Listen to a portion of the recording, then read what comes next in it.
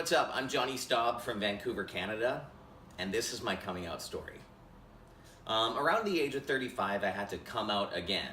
I came out around the age of 15 to my family and some friends, but when I told my dad, he actually said to me, don't ever tell your grandparents. They're not able to handle it. They're religious. You'll break their heart, just don't do it. And so for many years, I just kind of held on to that secret, and professionally, I was out in every aspect of my life. Pretty much everyone knew, but throughout the years, as my grandparents kept getting older and living, which is a great thing, I had to keep lying, which was not so great. And in my 20s, I was dating guys, I lived with men, I bought a house with a guy.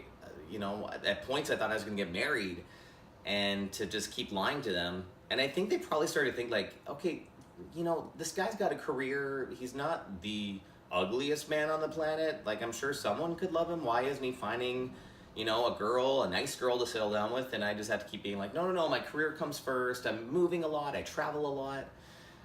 And so finally, around the age of 35, something just told me it was time. And I called them up one day. We live about, a 5-6 hour flight away from each other, but I called them and I just told them over the phone, and I apologized for lying. And they loved me through it. They were awesome. It was fantastic. And all this time I was so worried when I could have just been myself with them. But even more so, about 2 months later after I told them, my dad got diagnosed with cancer. And it's funny how life does this to you. There's an opportunity. For some reason I felt it, I acknowledged it, I took it. And had I not, I don't know if I could have told them after my dad's diagnosis. They were so heartbroken. It just felt like, oh, and guess what? I gotta tell you something now. It might not have worked the same way. Whereas I got to be truthful with them, then my dad's diagnosis happened, and altogether we could do this as a family. And I have a man whose shoulder I can cry on, and it's not weird to them. If anything, it probably gives them some relief.